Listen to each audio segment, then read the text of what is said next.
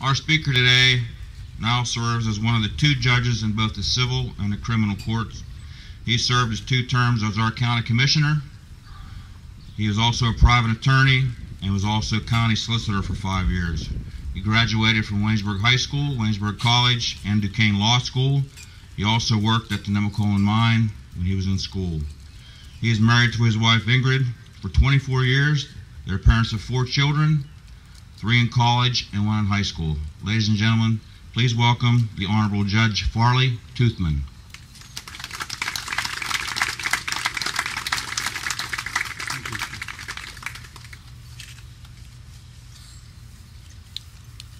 I'm wondering if you mind if I step outside the tent for just 1 second. And I want to thank Mr. Kirk and the other members of the American Legion of Carmichaels and the Auxiliary, to include certainly the Carmichaels Veterans of Foreign Wars, for having invited me here today. This is, like Reverend Judy said, especially humbling to me, because I too, having graduated high school in 1973, the same year Mr. Judy did, recognize that I am not a veteran, and therefore, too, my remarks today are dedicated to that service, certainly, as I have tried to dedicate my life in public service. I'm wondering, though, if all will indulge me for just a second, if I share the stage with some of the children who are in the audience, and I would ask them if they might come forward now and sit with me in front of the tent.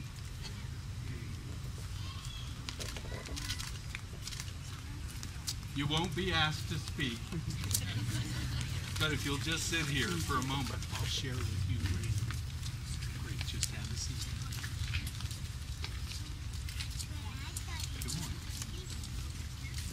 Good afternoon, Carmichaels. Good afternoon, America today. Good afternoon, America the beautiful, home of the brave. It is a privilege for me to serve this county now as a judge, and I am, as I said, further honored to have been asked to deliver a few remarks here in this hallowed spot, to honor our local heroes and to remind us of those who lived and then died so that we might enjoy our freedoms. America the beautiful, for spacious skies, for amber waves of grain, for purple mountains' majesties above the fruited plain. Memorial Day. This is our national moment of remembrance. Words being spoken around America this weekend are so very inadequate to memorialize those who have died in service to a free and undivided nation. But this is how we try to do it. We're standing up today, together in Carmichaels, in equal stature with every big and small community across these 50 states, unified for what only is a moment, to reconnect ourselves with the hearts and minds of people buried here and elsewhere. Beside us all now, quiet, with only a faint breeze. To memorialize our fathers and our mothers, our grandfathers and our grandmothers, our brothers and our sisters, our aunts and uncles, our neighbors, each who stood their ground as we may now stand tall on theirs in this time-honored tradition of acknowledging their sacrifice. As we do this, we take from here and acknowledge the sacredness of all life, so that we're better prepared to embrace our own everyday challenges with the reaffirmation of what is the promise of America and what is still worth fighting for. For this weekend at least, we are tethered together as a nation to consider the storied individuals who are buried right here in Carmichaels, who would speak volumes about all that was good in our world then, and which now, either casts a dark shadow over us or is a brilliant reflection of all that today is still very good. As televisions flood our homes and our minds with the shadows and opinions of the dark, let us pledge allegiance that because of this moment, we will rather again focus on all that is good in us and right with America. America the beautiful, God shed his grace on thee, and crown thy good with brotherhood from sea to shining sea. But just how many lives have been lost that our freedom may still ring true?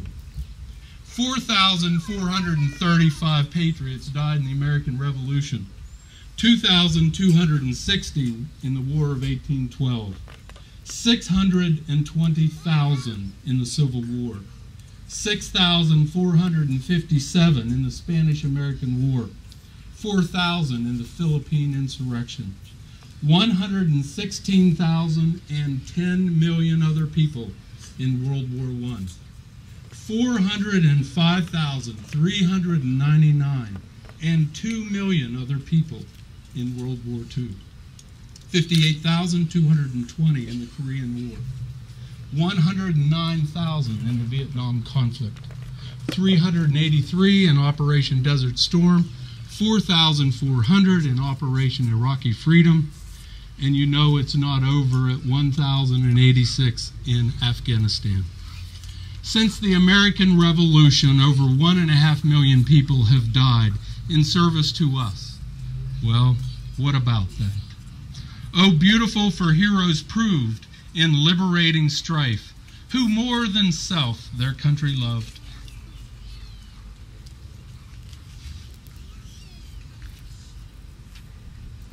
And mercy more than life. We also proclaim again today that our American flag, you want to fly your flags right now, kids? That our American flag represents no ordinary country, and therefore these losses have certainly not been ordinary losses. They are extraordinary losses. And it is true that our soldiers can take nothing to the grave that they received, but only that which they have given. And then, therefore, these soldiers who gave a full heart, enriched by honest service, love, sacrifice, and courage, have indeed taken to the grave everything that is important. And so, we have loved much and lost much. And so, as a country, we also have much to regret. It has also been said that we are each part of all that we have met. And so it truly follows, therefore, that because of their loss, we are each so much less than we would have otherwise been. Their loss is our loss. Because war is so very costly, peace must be priceless.